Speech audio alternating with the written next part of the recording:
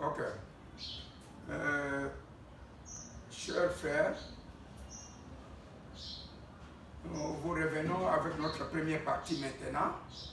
Nous avons présenté la présentation et la chose que nous allons vraiment exposer.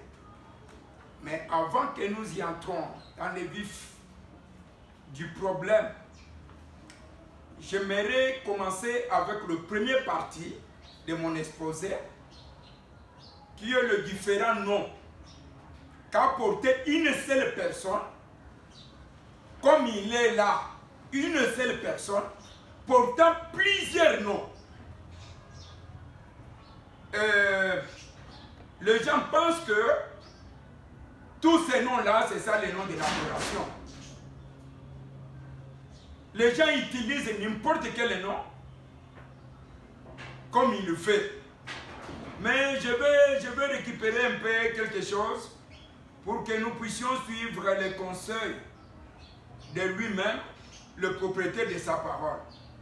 Il nous a donné le grand conseil. Il y a 3 règles d'or que Branham a laissées et qu'il a conseillé à n'importe qui prendra ce message. Il doit respecter cela. Et c'est ce que nous voyons, beaucoup de gens ne parviennent pas à respecter ça, mes frères. Et surtout, en étant emportés dans des émotions, nous utilisons n'importe quel nom parce que nous savons que c'est le nom qui était attaché à la seule personne que nous tous, nous croyons qu'il est Dieu. C'est ça le grand problème. Mais Dieu a un seul nom pour l'adoration. Ce n'est pas tous les noms que Branham a portés sur lui qui fait que tous ces noms-là doivent entrer dans l'adoration. Tous ces noms-là doivent entrer dans le baptême. Non, non mes frères. Suivez les conseils du propriétaire de sa parole. Parce que chaque nom qu'il a porté a sa place et a sa fonction.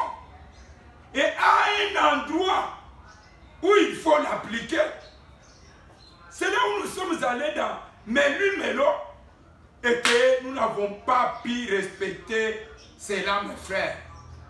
Nous chantons n'importe quoi, nous disons n'importe quoi, sans étudier ces écritures et placer chaque parole à sa place.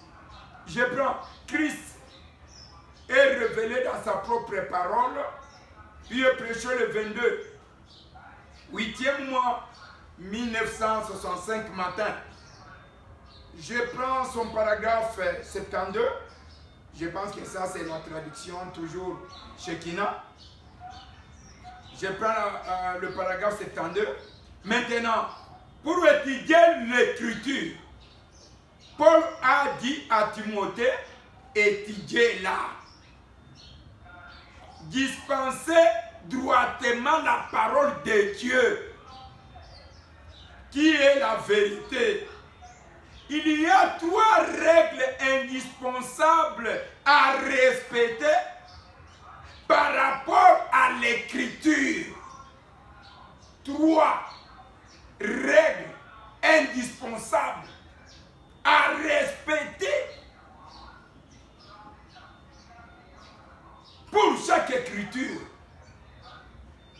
Branham dit, en utilisant la parole de Dieu, il y a 3 choses que vous ne devrez pas faire. Étudions donc cela pendant les 10 prochaines minutes. 3 choses que vous ne devrez pas faire. Et où que vous soyez, d'un bout à l'autre du pays, assurez-vous bien de le noter, entre parenthèses, dans votre pensée, si vous n'avez pas de crayon. Vous ne devrez pas faire ces choses. Nous vous disons constamment ce que vous devrez faire. Maintenant, je vais vous dire ce que vous devrez faire. Paragraphe 73. Suivez ce que le Seigneur Branham a dit. Eh bien, vous ne devrez pas mal interpréter la parole. Branham dit, sa parole est déjà interprétée. Frère, vous êtes des répétiteurs. Vous n'êtes pas là pour interpréter la parole. Parce que chaque parole qui est écrite dans la Bible est interprétée dans la vie des